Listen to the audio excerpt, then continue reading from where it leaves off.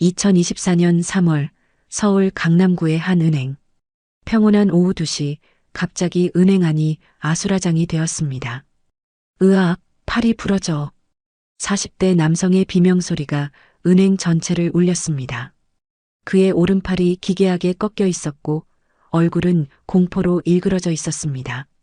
그 앞에는 27세의 여직원 한 명이 차분하게 서 있었습니다. 그녀의 이름표에는 김유진이라고 적혀 있었습니다. 깔끔한 정장 차림의 단정한 외모, 누가 봐도 평범한 은행원이었습니다. 하지만 바닥에 쓰러진 남자의 참상을 보면 그녀가 결코 평범하지 않다는 걸 알 수 있었습니다. 여러분, 지금 바로 구독과 좋아요 버튼을 눌러주시면 좋은 일이 가득 생기실 거예요.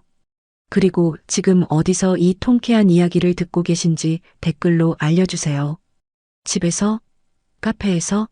여러분과 함께 이 놀라운 이야기를 나누고 싶습니다. 과연 평범해 보이는 은행원이 어떻게 조폭을 제압했을까요?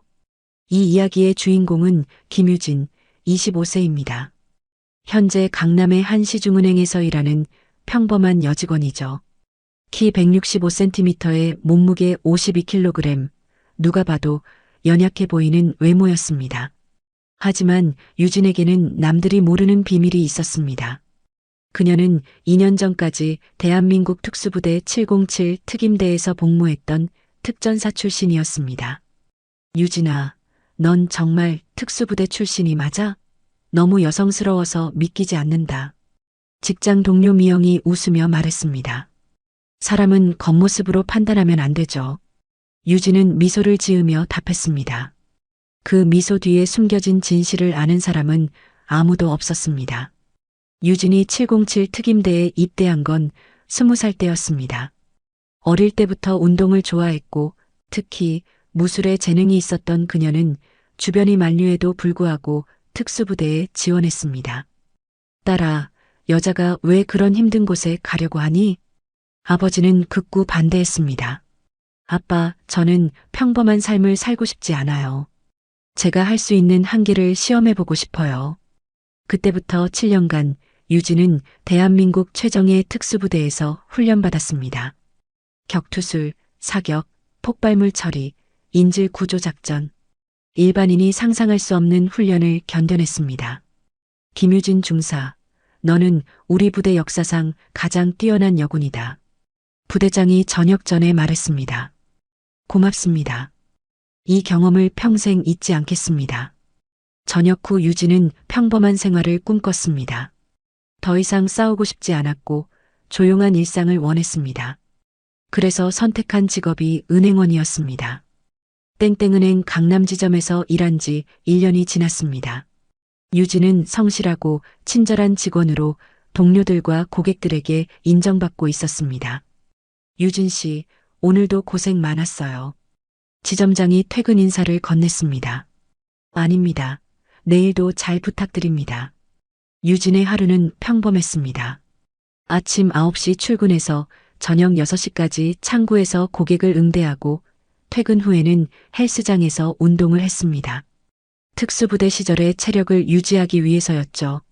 유진 언니, 운동 정말 열심히 하시네요. 헬스장에서 만난 후배가 말했습니다. 습관이에요.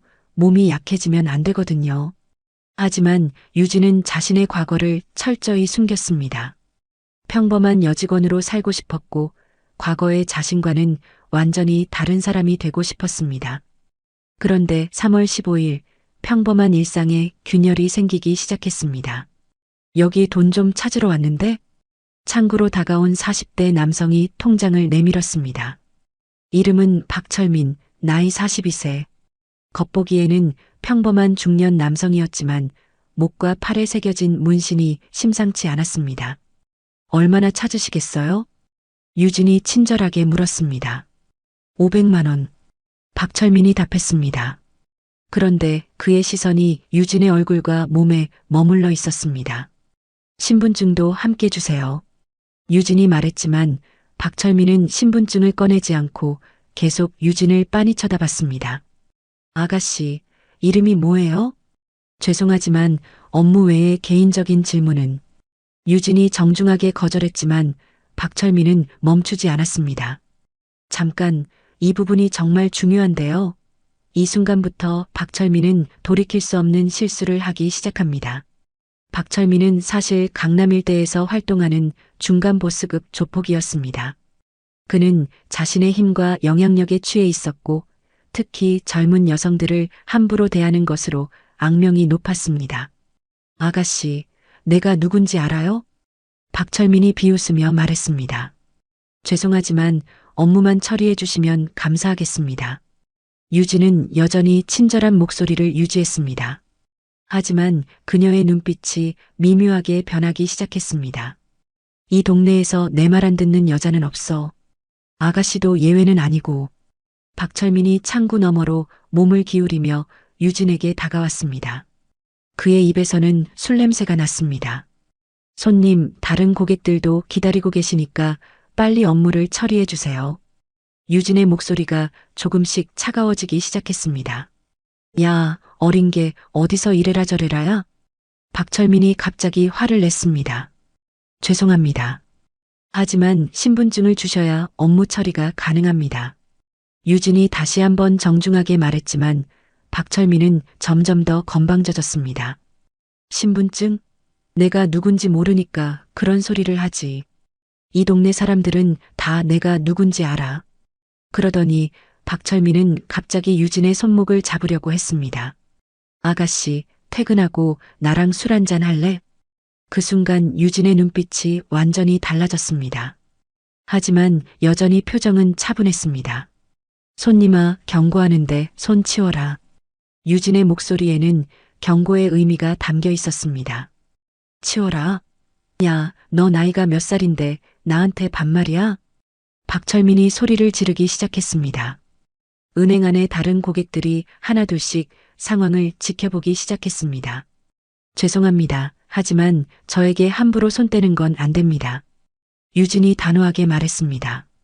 그녀의 손이 천천히 창구 아래로 내려갔습니다. 거기에는 비상 버튼이 있었습니다. 함부로? 야, 내가 누군지 정말 모르는구나. 박철민이 주머니에서 명함을 꺼내 던졌습니다. 명함에는 땡땡건설 대표이사 박철민이라고 적혀 있었지만 실제로는 껍데기 회사였습니다. 손님이 어떤 분이시든 상관도 관심도 없고요. 지금 저에게 불쾌한 행동을 하고 계시는 거예요. 유진의 목소리가 점점 더 차갑게 변했습니다. 불쾌하다고? 야, 너 같은 계집애가 감히 나한테. 박철민이 욕설을 내뱉으며 창구를 넘어오려고 했습니다. 그때 옆 창구에서 일하던 동료 미영이 다가왔습니다. 유진아, 무슨 일이야? 괜찮아요, 언니. 유진이 대답했지만 그녀의 눈빛은 전혀 괜찮지 않았습니다. 괜찮긴 뭐가 괜찮아. 어이, 아가씨들아, 오빠랑 놀자. 박철민이 미영에게까지 추궁거리기 시작했습니다. 손님, 이러시면 경찰을 부르겠습니다. 미영이 떨리는 목소리로 말했습니다. 짜바리. 하하, 짜바리들이 나한테 뭘 할 수 있다고? 박철민이 비웃었습니다. 여러분은 이런 상황을 목격하신다면 어떻게 하시겠어요?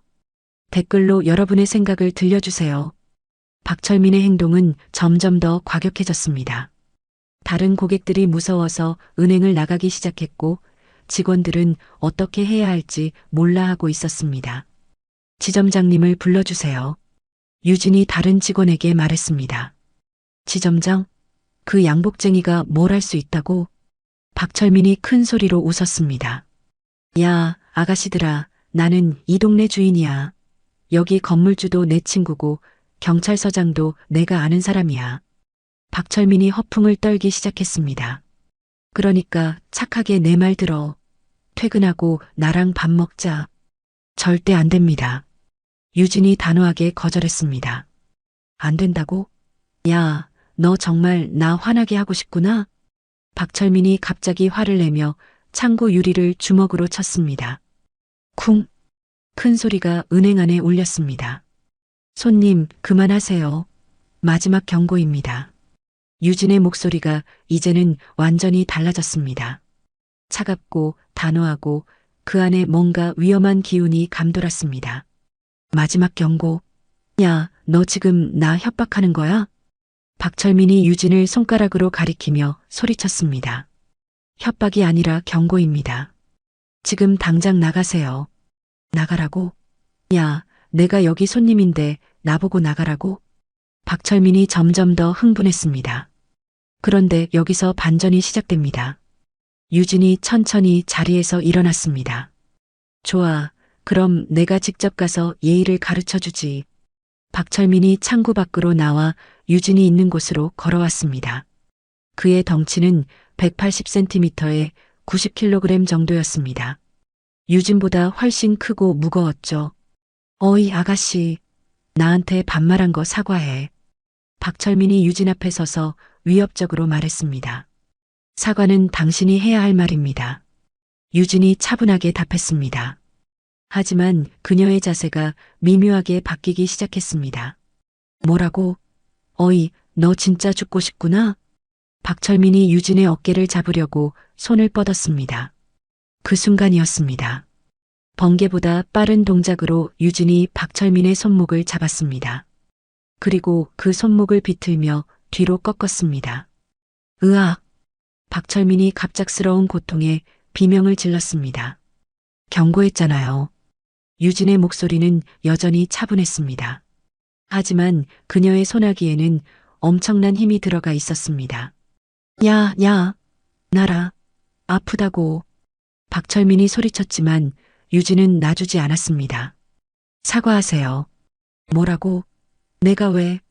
지금까지 저와 제 동료에게 한 행동에 대해 사과하라는 뜻입니다. 유진이 손목을 조금 더 비틀었습니다. 으악, 나라, 나. 박철민이 발버둥쳤지만 유진의 소나기에서 벗어날 수 없었습니다. 주변 직원들은 모두 놀란 표정으로 상황을 지켜보고 있었습니다. 유진 씨가 저렇게 힘이 셌나? 대체 뭐가 일어나는 거야? 그런데 잠깐, 이건 시작에 불과했습니다. 박철민은 유진이 여자라고 얕잡아 봤습니다. 설마 자신이 제압당할 거라고는 꿈에도 생각하지 못했죠. 야, 이 삐삐삐년아. 나라. 박철민이 욕설을 내뱉으며 왼손으로 유진을 때리려고 했습니다. 하지만 유진은 이미 그 동작을 예상하고 있었습니다. 오른손으로 박철민의 손목을 잡고 있던 유진이 왼손으로 박철민의 왼팔을 받아치면서 동시에 발로 그의 다리를 걸었습니다. 쿵! 박철민이 바닥에 넘어졌습니다. 뭐야? 박철민은 무슨 일이 일어났는지도 제대로 파악하지 못했습니다. 진정하세요. 더 이상 소동을 피우지 마시고 조용히 나가세요. 유진이 박철민을 내려다보며 말했습니다. 야, 너 뭐야? 뭔 놈의 여자가 이렇게 힘이 세? 박철민이 일어나려고 했지만 유진이 구두를 신은 발로 그의 어깨를 눌렀습니다. 일어나지 마세요. 야, 너 지금 나한테 뭐 하는 거야? 당신이 원한 거잖아요? 힘으로 해결하자고 한 건.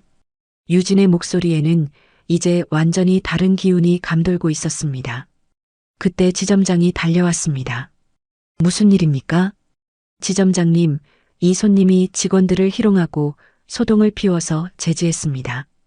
유진이 침착하게 보고했습니다. 유진 씨, 괜찮습니까? 네, 괜찮습니다. 박철민이 바닥에서 소리쳤습니다. 야, 이 땡년이 나한테 폭행을. 폭행? 유진이 박철민을 내려다보며 말했습니다.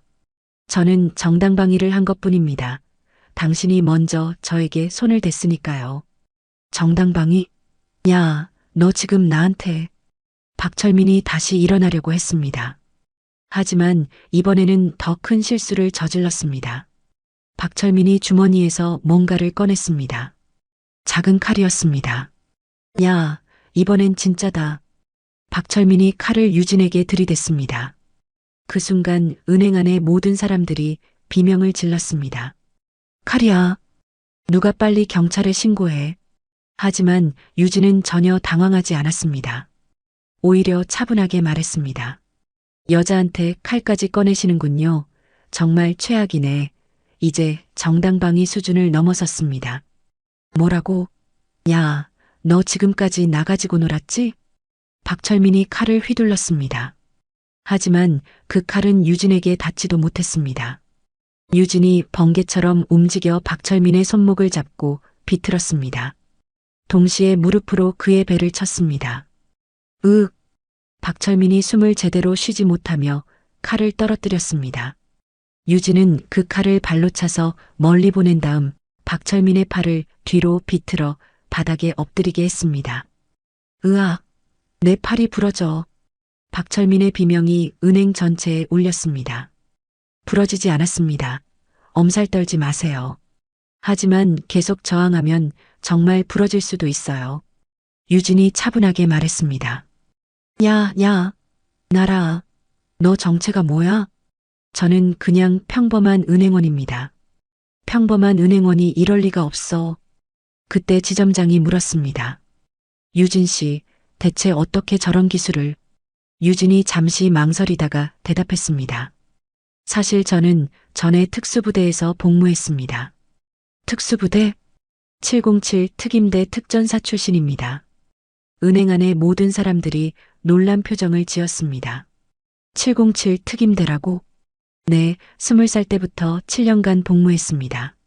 박철민이 바닥에서 중얼거렸습니다. 707 특임대? 그게 뭔데 대체? 대한민국 최정예 특수부대입니다. 대테러 작전과 인질 구조를 담당하는 부대죠. 유진이 설명했고 곧 경찰이 도착했습니다. 박철민은 여전히 바닥에 엎드린 채로 꼼짝하지 못하고 있었습니다. 신고받고 왔는데 무슨 일입니까? 경찰관이 상황을 파악하려고 했습니다. 이 남성이 직원들을 희롱하고 칼까지 꺼내서 위협했습니다. 지점장이 상황을 설명했죠. 칼로 위협했다고요? 경찰관이 바닥에 떨어진 칼을 보며 놀랐습니다.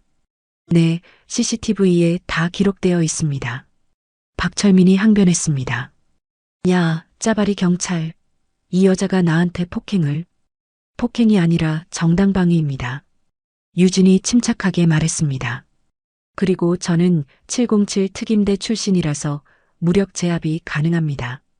경찰관들도 놀란 표정을 지었습니다. 707 특임대요? 네, 신분증과 전역 증명서 확인하시면 됩니다. 경찰은 CCTV를 확인한 후 상황을 정확히 파악했습니다. 박철민이 먼저 희롱을 시작했고 칼까지 꺼내 위협한 것이 모두 녹화되어 있었습니다. 박철민 씨, 성희롱과 특수협박 혐의로 체포합니다. 체포? 야, 내가 뭘 잘못했다고. CCTV에 모든 게 기록되어 있습니다. 묵비권을 행사할 권리가 있으며 경찰이 미란다 원칙을 고지하며 박철민을 연행했습니다. 박철민은 끝까지 억울하다고 소리쳤지만 증거가 너무나 명확했습니다. 너, 내가 풀려나면 가만 안 둬. 박철민이 유진을 향해 소리쳤습니다. 협박하지 마세요. 그것도 추가 혐의가 됩니다. 유진이 차분하게 대답했습니다. 사건이 끝난 후 은행은 다시 평온을 되찾았습니다. 하지만 직원들은 유진을 보는 시선이 완전히 달라졌습니다. 유진 씨, 정말 대단해요. 707 특임대 출신이었다니. 동료 미영이 감탄했습니다. 그냥 과거 일이에요. 이제는 평범한 은행원으로 살고 싶어요. 평범하긴요. 조폭을 한 방에 제압하는 은행원이 어디 있어요? 지점장도 감사 인사를 전했습니다. 유진 씨 덕분에 큰 사고를 막았습니다. 정말 고맙습니다. 당연한 일을 했을 뿐입니다. 며칠 후 박철민은 성희롱, 특수협박, 공무집행방해 등의 혐의로 기소되어 실형을 선고받았습니다. 그는 감옥에서 자신이 얼마나 큰 실수를 했는지 뼈저리게 깨달았습니다. 겉보기로 사람을 판단하면 안 된다는 걸 이제야 알겠어요. 박철민은 교도소에서 동료 수감자에게 말했습니다. 그 여자가 정말 707 특임대 출신이었다고? 네, 평생 잊을 수 없을 거예요. 내가 얼마나 어리석었는지. 한편 유진은 일상으로 돌아갔습니다. 하지만 이제 동료들과 고객들이 그녀를 보는 시선은 완전히 달라졌습니다. 유진 언니, 진짜 멋있어요. 나쁜 놈들한테 당당하게 맞서는 모습이. 후배 직원이 감탄했습니다. 폭력은 최후의 수단이에요. 되도록이면 쓰고 싶지 않아요. 그래도 정의로운 일이었잖아요. 유진은 미소를 지었습니다. 정의라. 좋은 말이네요. 현재 유진은 여전히 그 은행에서 일하고 있습니다. 그녀의 이야기는 직장 내 성희롱에 맞서는 용기 있는 여성의 상징이 되었습니다. 사람은 겉모습으로 판단하면 안 된다는 걸 그날 다시 한번 깨달았어요. 유진이 말합니다. 그리고 잘못된 일에는 당당하게 맞서야 한다는 것도요. 이 이야기가 우리에게 주는 교훈은 무엇일까요? 첫째, 사람을 외모로 판단하면 안 된다는 것입니다. 연약해 보이는 여성도 강인한 내면을 가질 수 있습니다. 둘째, 잘못된 일에는 반드시 대가가 따른다는 것입니다. 힘이 있다고 해서 약자를 함부로 대해서는 안 됩니다. 셋째, 용기의 중요성입니다. 유진처럼 옳지 않은 일에 당당하게 맞설 수 있는 용기가 필요합니다. 여러분은 어떻게 생각하시나요? 이런 상황에서 어떻게 행동하셨을까요? 이 영상이 통쾌했다면 구독과 좋아요. 다음에도 더 짜릿한 실화로 찾아뵙겠습니다. 시청해주셔서 감사합니다.